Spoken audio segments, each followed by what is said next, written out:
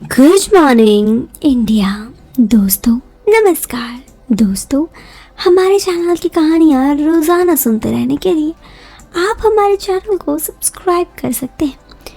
इस वीडियो के पसंद आने पर आप इस वीडियो को लाइक कर सकते हैं। चलिए अब इस प्यारी सी कहानी को शुरू करते हैं। और आप इस कहानी को सुनते वक्त ईयरफोन या फिर हेडफोन का उपयोग जरूर कर लें। इस कहानी की ऑडियो आपको पसंद आएगी जब आपके कानों तक पहुंचेगी। चलिए आगे बढ़ते हैं। वीरू के माता पिता सुबह से ही अपने ऑफिस के लिए निकल गए, मगर बड़े बाप का अय्याज औलाद वीरेंद्र उफ बिरू अभी भी सो रहा था, या यूं कहे तो सोने का नाटक कर रहा था। उसे इंतजार था उसकी सब्बो चाची। सब्बो असल में उनके घर में काम करने वाली नौकरानी थी, मगर आजकल वीरू और उसके बीच में आँख मचोली चल रही थी। खैर, उसे इधर वीरू जो अभी बड़ा हुआ था काफ़ी ज़्यादा पसंद करने लगा था। वीरू की सब्बो चाची की उम्र यूँ तो 44 साल थी, मगर घर के काम करते वक्त या फिर ऐसे यूँ देखकर उनकी उम्र 30-32 साल जैसी लगती थी। पिछली जनवरी से सब्बो चाची उनके घर काम कर रही थी। सुबह कर सबसे पहले घर को साफ करती, फिर कपड़ा धोना, फिर वीरू के लिए नाश्ता बनाना, दोपहर का खाना बनाना। सब्बो करीब 12 बजे तक शर्मा जी के घर में काम खत्म करके दूसरे घर के लिए निकल जाती। पहले तो वीरू ने सवाना को ठीक से ना देखा था, लेकिन एक दफ़ा जब वीरू सवाना के घर पर था और सवाना घर के पीछे की तरफ कपड़े धो रही थी, तो वीरू उधर से पार कर रहा था। तब उसकी नज़र पहली बार सवाना पे पड़ा। पहली ही नज़र में सवाना उसे काफ़ी भा गई। इस तरह से उस सवाना ने कभी देखा नहीं था। ऐसे में उसे देख कर उसके मन में अलग अलग तरह की भावनाएं आने लगी। सब्बो को इन सबसे अनजान थी। वीरू तो उन्हें ऊपर वाले घर की जो खिड़की थी वहाँ से देख रहा था। काफ़ी देर देखने के बाद वो आंखें बंद किया हुआ था और आवाज़ें आ रही थी। जब वो आवाज़ें देख सब्बो चाची ऊपर देखी तो वीरू को देखी। वीरू की आंखें बंद थी। वीरू की हरकत से वो समझ गई कि आखिर मांजरा क्या है, और जल्दी से अपने कपड़ों को ठीक करके कपड़े धोने लगी। लेकिन न जाने ऐसा क्या हुआ कि उस दिन सब्बो चाची के बाद सब्बो चाची को वो पसंद करने लगा। सब्बो भी जानबूझकर वीरू को देख कभी हंस बोल देती, तो कभी जानबूझकर वीरू के सामने ही ऐसे कुछ काम करती कि वीरू की नज़र बार बार उसी पे जाए।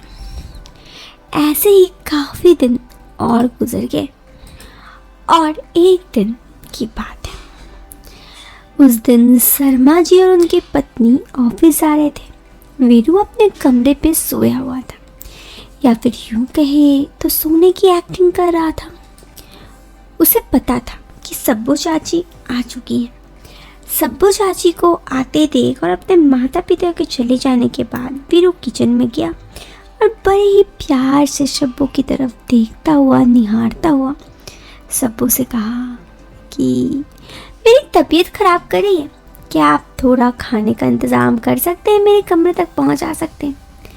अरे हाँ, मैं तो इसीलिए हूँ, तुम जाओ अपने कमरे पे जाओ, मैं अभी तुम्हारे लिए कुछ अच्छा सा खाना लेकर आती हूँ। वीरू अपने कमरे पे आ गया। उसे इंतज़ार था तो बस सब्बो को उसके घर के कमरे में आने की।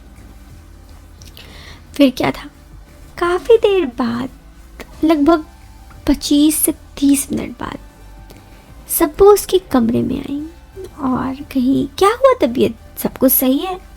हाँ, बस थोड़ा अच्छा नहीं लग रहा है। ठीक है, कोई दिक्कत नहीं है, मैं मालिश कर देती हूँ। इतना कहकर सब्बो तेल लेकर मालिश करने लगी, तो वीरू की नज़र बार बार सब्बो पे जा रही थी। सब्बो जिसकी शादी यूँ तो कई साल पहले हो गई थी। आज पहली बार वीरू के इस बर्ताव से उन्हें थोड़ा अजीब लगा, तो कभी कभी काफ़ी अच्छा भी लग रहा था। ऐसे ही काफ़ी देर बीत गया। उसके बाद सब अपने घर जाने लगे। वीरू ने उन्हें रुकने के लिए कहा भी, लेकिन सब्बू नहीं रुकी। वीरू समझ गया था कि सब्बू शायद कुछ और चाहती है, लेकिन वीरू को सब्बू पसंद थी। वो चाहे कुछ भी हो जाए, सब्बू को प्यार करना चाहता था। ऐसे में एक दफ़ा वीरू ने प्लान बनाया। जब उसके माता पिता यानी शर्मा जी और उनकी पत्नी कहीं जाने वाले थे, उन्होंने वीरू से कहा कि वो पहले बाहर खा ले। वीरू ने कहा बाहर उसे खाने में दिक्कत होती है। इस पर उसके माता पिता की जाना जरूरी था, तो उन्होंने कहा ठीक है, तब एक काम करो, हम सब्बू को बोल देंगे। इस पर उसने कहा हाँ, तब तो कोई भी दिक्कत नहीं है। फिर क्या था, वीरू की बात पर उसके माता पिता ने सब्बू को कह दिया और सब्बू का आज का प्लान वीरू के घर दिन भर रुकने का था। जब दिन भर कोई ना रहे, इस पर वीरू काफ़ी ज़्यादा खुश था। वो तो चाहता था सब्बू के साथ कुछ ज़्यादा पल बिताने, जिससे वो सब्बू के पास आ जाएगा और पास आते ही वो सब्बू से अपने प्यार को जाहिर करेगा। उस दिन सब्बू 8 बजे आई। दरवाज़ा नॉक की। वीरू ने जाकर दरवाज़ा खोला। काफ़ी देर बातचीत के बाद सब्बू खाना बनाने चली गई। बातचीत यूँ इसलिए ताकि सब्बू और वीरू का मन लगे रहे। फिर क्या था, कुछ देर यूँ ही बातें करने के बाद वीरू भी पीछे पीछे सब्बू का साथ चला गया और काफ़ी देर सब्बू को यूँ ही घूमता रहा। लेकिन सब्बू कुछ न कहती, बस चुपचाप अपना काम करती। जब वीरू ने कुछ नहीं कहा तो उसने जाकर कहा कि मैं आपको पसंद करता हूँ। ये उटपटांग सा बात कैसे? सब्बू को विश्वास नहीं हो रहा था कि वो इस तरह की बातें कह सकता है।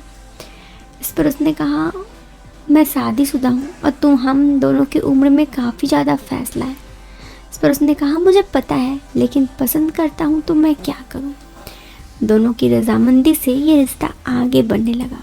सब्बू भी खुश थी। उसे कुछ पैसे चाहिए थे जो मिल चुका था और वीरू भी खुश था क्योंकि उसका प्यार जो सब्बू चाची के लिए था, फाइनली उस प्यार में पहला कदम दे चुका था।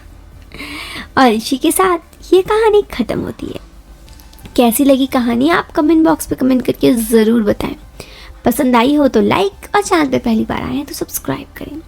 मिलते हैं फिर एक नए वीडियो में एक नया इंटरेस्टिंग टॉपिक के साथ। चलन बाय, टेक केयर, बाय।